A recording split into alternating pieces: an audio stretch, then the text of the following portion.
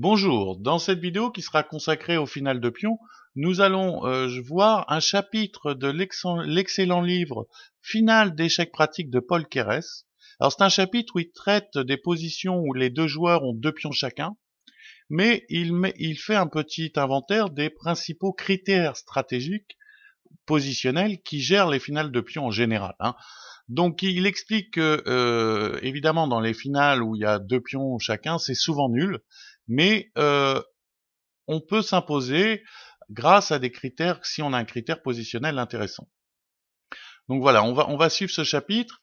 À chaque fois dans les vidéos, je vous demanderai de vous exercer en réfléchissant d'abord par vous-même à la position.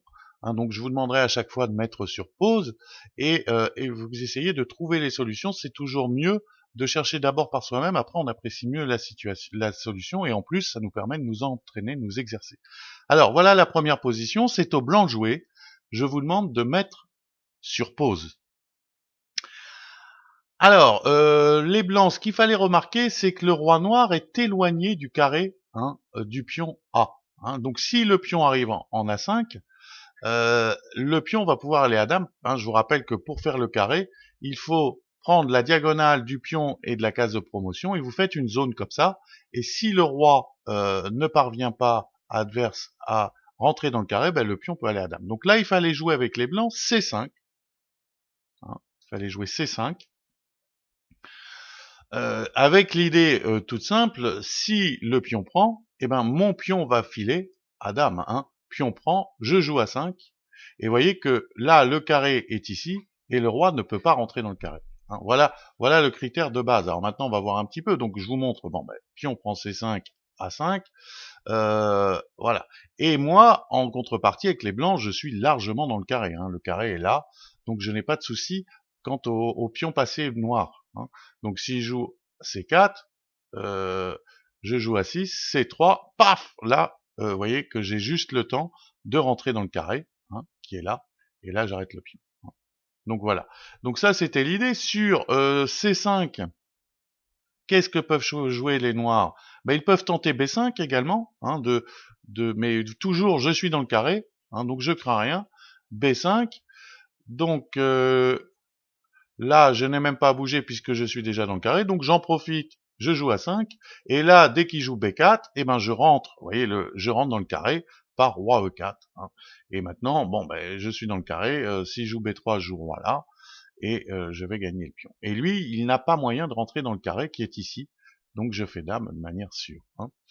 Alors, sur C5, qu'est-ce qu'il pouvait jouer d'autre? C5, il pouvait également tenter roi E6 peut-être, pardon, roi E6. Bah là, je gagne tout simplement parce que j'ai deux pions. Hein. Là, je gagne le pion, pion prend. Alors là, il va rentrer dans le carré, roi D7. Mais bon, je vais gagner parce que mon pion est soutenu. Hein, donc après, je vais centraliser mon roi. Il ne pourra jamais, même s'il parvient en A6, prendre parce qu'il quitterait le carré du pion.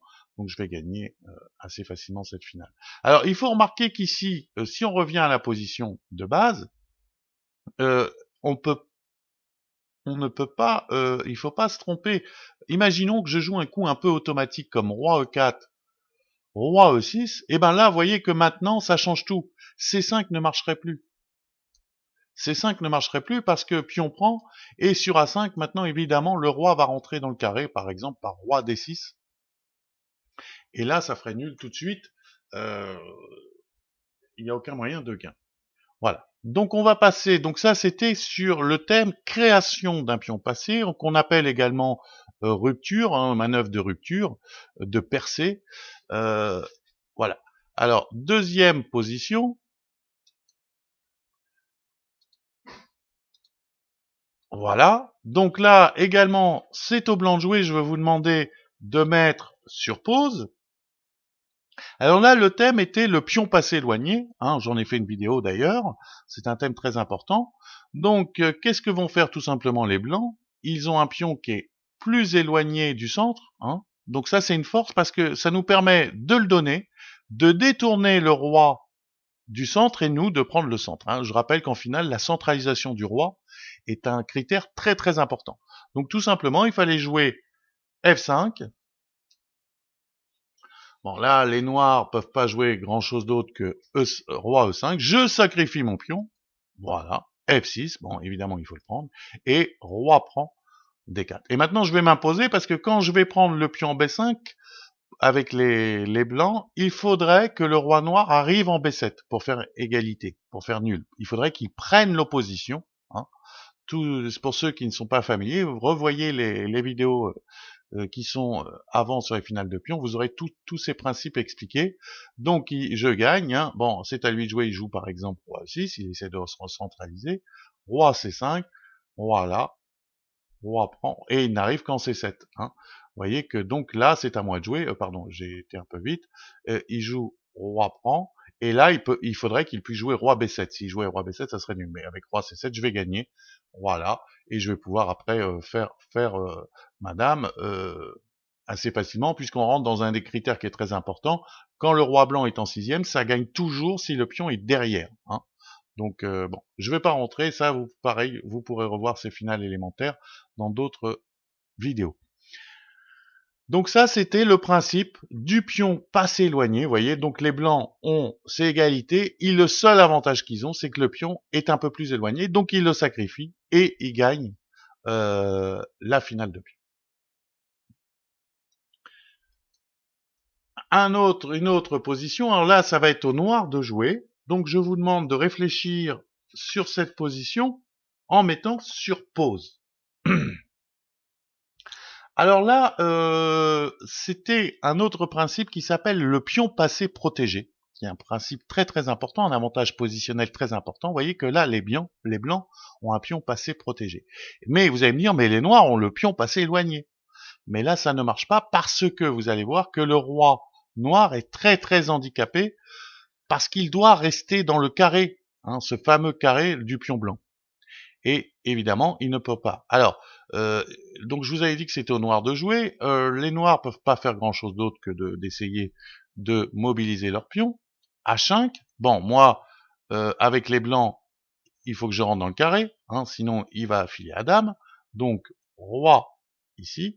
Et là, je menace tout simplement, hein, vous voyez, d'aller chercher le pion blanc, le pion noir. Hein, parce que bon, s'il avance, évidemment, je vais le gagner. H4, roi là, H3, roi là, H2, roi G2. Hein, et si par contre le roi noir va chercher mon pion A4, hein, qui est le contre-jeu habituel quand il y a des pions passés, on le reverra après, mais quand il y a des pions passés protégés, le seule manière de trouver du contre-jeu, c'est d'attaquer le pion de base. Mais là, le roi et le pion sont trop loin de la case de promotion. S'il faisait roi B4, je jouerais B6, roi prend, B7, et vous voyez que je vais à dame très vite, et il n'y a aucune manière pour les noirs pour faire nul. Hein.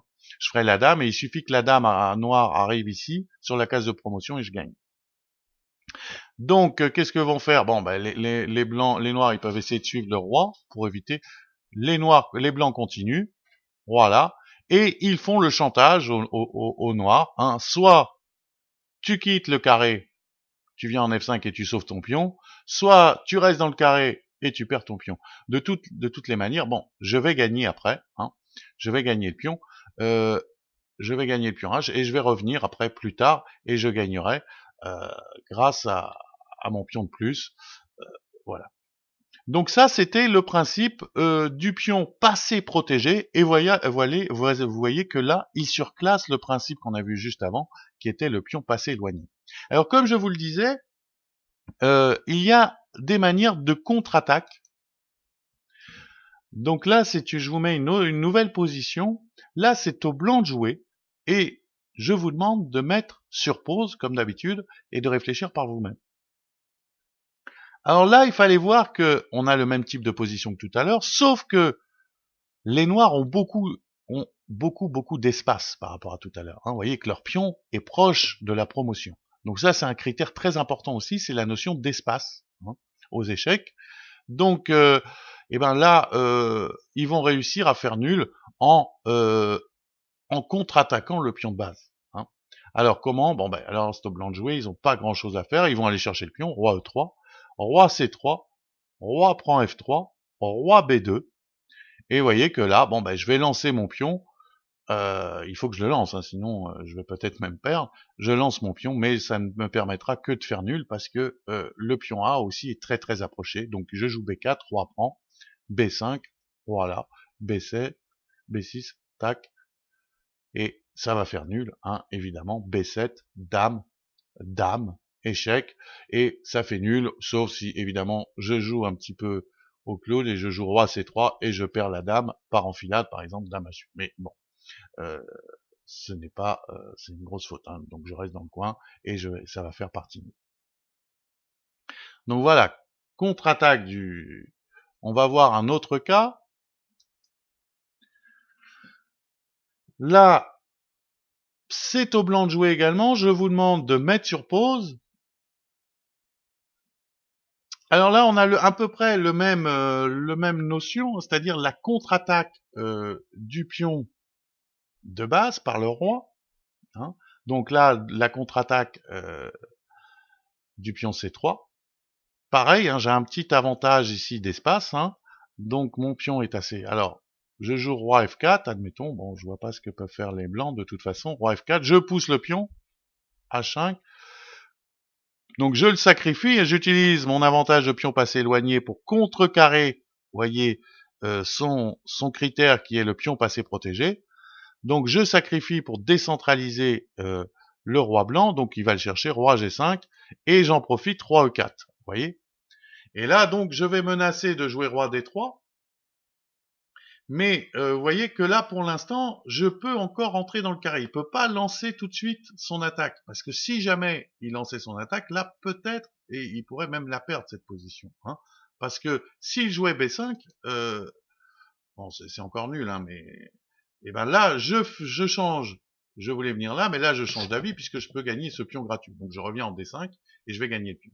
Donc, c'est pour ça que les blancs attendent, ils prennent le pion, et là, sur roi D3, ils envoient B5. Mais là, on va tomber dans un cas où de nullité connue, avec le fameux pion fou qui arrive sur la septième. Donc voilà, cette position est nulle. Alors si vous ne savez pas pourquoi, allez voir les vidéos, je crois que c'est dans les finales de dames, où il y a les dames contre pions. Et là, j'ai fait une vidéo sur ce thème-là. Donc là, on tombe, il faut juste retenir que si le roi est éloigné, comme dans ce cas-là, un pion fou, c'est-à-dire les pions C et F, là, avec un roi à côté à une case de la promotion, ou les pions tours, pareil, ça fait partie nulle. Je ne veux pas rentrer dans les détails sur cette vidéo, vous avez ça, je vous dis, dans l'autre vidéo. Donc voilà, donc c'est toujours ce système de contrecarrer, de contre-attaquer, pardon, la base de la chaîne de pions ici. Alors on va voir un dernier exemple sur ce thème. Alors là, je vais vous demander de mettre sur pause également, et c'est au blanc de jouer, donc mettez sur pause. Alors là, vous allez voir que la contre-attaque ne se fait pas avec le roi, mais va se faire avec un pion. Alors bon, c'est au blanc de jouer. Pareil, il y a le pion passé éloigné. Donc, il joue roi E4. Là, pareil, je le donne. Et je joue B5. Je casse, vous voyez, je casse la structure. Évidemment, il faut que je fasse tout de suite, hein, sinon le roi pourrait venir en E4. Donc B5, et là, s'il prend, roi prend, et je vais évidemment, hein, je suis largement dans le carré, je vais gagner ce pion, ça fera partie nulle. Alors, on va voir un autre thème positionnel, toujours montré par Paul Keres, dans ce livre qui s'appelle Finale d'échecs pratique. Alors là encore, c'est au blanc joué, je vous demandais de mettre sur pause et de réfléchir à la position. Alors là, il fallait, là le thème était blocage des pions adverses. Alors c'est au blanc de jouer, comme je vous le disais, si c'était au noir, il jouerait C5, hein, avec on dit toujours, pour éviter justement ces blocages, que le pion candidat, c'est-à-dire le pion qui peut devenir passé, doit être poussé en premier. Hein. Donc là, j'ai un blocage, je joue B4, vous voyez, et ce pion, vous voyez, du coup, bloque les deux pions. On a quasiment, c'est comme si on avait un pion de plus. Et là, on gagne grâce à ça. Donc le pion est bloqué. Imaginons qu'il joue roi E6. Vous voyez, il n'a pas grand-chose à faire. Roi E6. Eh ben, je jouerai roi E4. roi D6, roi D4, vous voyez, je centralise, et qu'est-ce que je vais faire? Ben, comme d'habitude, hein, avec mon pion passé éloigné, je vais le sacrifier pour prendre ces deux pions. Hein. Alors là, les noirs ont été malins, hein, parce qu'ils ont pris leur meilleure chance pratique, vous allez voir, les blancs peuvent se tromper, ils ont joué C5. Alors, on prend, et B4. Bon, alors pour l'instant, je suis dans le carré. Hein, et il faut pas se tromper ici. Je peux rentrer dans le carré. Mais si je rentre dans le carré, vous allez voir que ça change. Là, il faut être précis. Il faut bien calculer. Hein. Alors si vous voulez vous entraîner, calculez cette position, mettez sur pause, c'est au blanc de jouer. Je vous dis, l'entraînement au calcul, c'est une des qualités des finales, c'est que ça nous permet de bien nous entraîner pour le calcul. Et si vous êtes fort en finale, vous êtes fort aux échecs tout court, dans toutes les phases du jeu, parce que pour bien jouer les finales, il faut bien calculer. Alors, c'est au blanc joué. Imaginons qu'il rentre dans le carré, un peu vite. Et ben là, on va avoir une petite surprise, c'est que il joue B3, roi D3, B2, ils attirent notre là. Et là, je vais jouer roi E6. Et je vais pouvoir, vous voyez, attaquer le pion. Parce que celui-ci, il est éloigné. Bon, il peut pas le donner parce que si je le prends, je reste dans le carré. Donc, imaginons, bon, s'il pousse, je vais le prendre. Il pousse, je prendrai, mais je serai encore dans le carré du pion. Donc, imaginons qu'il prenne. Et là, je peux jouer roi D5. Vous voyez, parce que s'il pousse celui-ci, en prenant là, je reste dans le carré du pion. Hein, donc, je l'arrête. Hein. Je l'arrête, voilà. Bon. Donc, c'est pour ça qu'ici, il fallait être précis. Il fallait jouer C6. Hein. Vous voyez que ça se joue à très peu.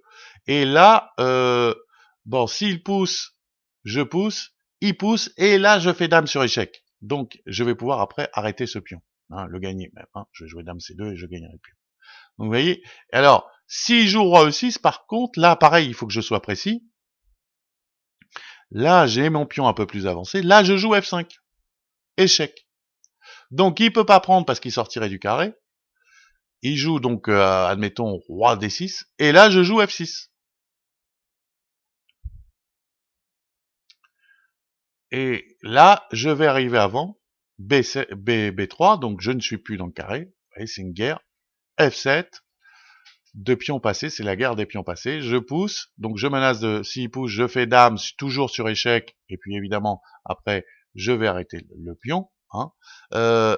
Et si je joue roi E7, pour arrêter ce pion, il y a l'autre qui passe à dame. Voilà. Donc vous voyez, ça c'était une finale un peu plus complexe, très intéressante.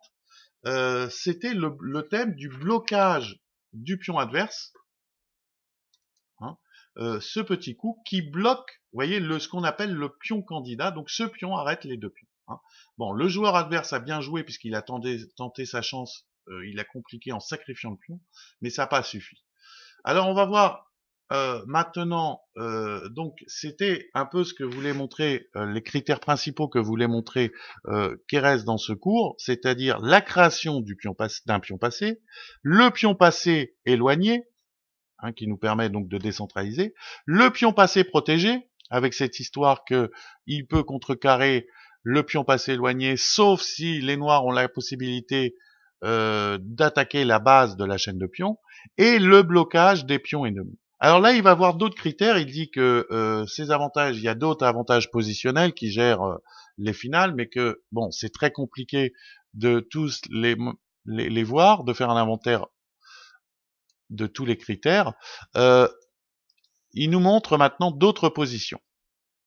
Alors, il nous montre cette position qui est normalement qui est au blanc de jouer. Alors c'est une position très complexe. Ceux qui veulent essayer de la chercher, vous pouvez passer beaucoup de temps parce que c'est très dur à résoudre. Donc c'est au blanc de jouer. Mettez sur pause.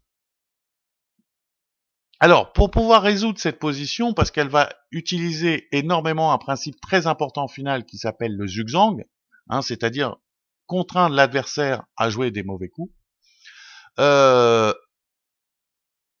il faut d'abord étudier la position si c'était au noir de jouer, hein, pour bien comprendre la position. Alors, vous voyez, imaginons que ça soit au noir de jouer. Qu'est-ce que peuvent jouer les noirs? Alors, par exemple, peuvent jouer D3. Hein, mais bon, D3, ça ne leur apporterait pas grand-chose parce que je jouerais roi E3 et je gagne le pion.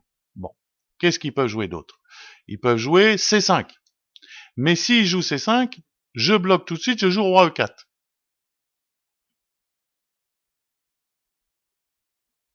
Et en cas, par exemple, de roi 8, des noirs, ben je jouerai roi D5, je menace roi E6, qui va faire quand même échec et mat, hein, coup d'après. Donc imaginons, il pourrait dire, tiens, ben, je vais jouer roi là, mais là je gagne quand même parce que je joue roi D6 et je menace roi D7 pour faire dame sur échec. Donc s'il joue D3, roi D7, D2 et dame sur échec. Hein, et après je vais gagner, je vais jouer dame 2 par exemple, et je vais gagner le pion D2. Et vous voyez que là, donc vous voyez, si les noirs jouent C5, ils perdent également. Alors, qu'est-ce qu'ils peuvent jouer d'autre? Ils pourraient jouer roi 8 également. Attendez, c'était pas ça, voilà. Ils peuvent jouer roi 8 également. Mais là, pareil, sur roi 8, je joue roi E5. Et je menace roi E6 suivi du mat, et je gagne le pion D4. Alors, qu'est-ce qu'ils pourraient jouer d'autre? Bah, ils peuvent jouer C6 aussi. Alors, C6, là, il faut être plus malin, hein. Aussi, c'est le premier coup un petit peu malin pour gagner. Ceux qui veulent toujours pour s'entraîner, vous pouvez mettre sur pause, c'est au blanc de jouer. Trouvez un coup malin. Alors, c'est roi F3 le coup malin. Et l'idée du zugzwang toujours, hein. On veut forcer, il a joué C6 pour passer son tour. Donc, je repasse mon tour également, moi. Hein. Donc, s'il joue maintenant, bon, bah, C5, je vais pouvoir jouer roi E4, vous voyez, toujours avec les mêmes principes que tout à l'heure, la même position. Si je joue roi E8, ben pareil, je joue roi E4, j'attaque, et là, l'avantage, c'est quand il joue C5, je gagne un temps. Si le roi est en F7, c'est moins intéressant pour moi avec les blancs, mais là, l'avantage, c'est que quand je joue roi D5, il est obligé de jouer roi F7. Hein. Vous voyez, si par exemple, là, dans cette position, je faisais roi E4 directement,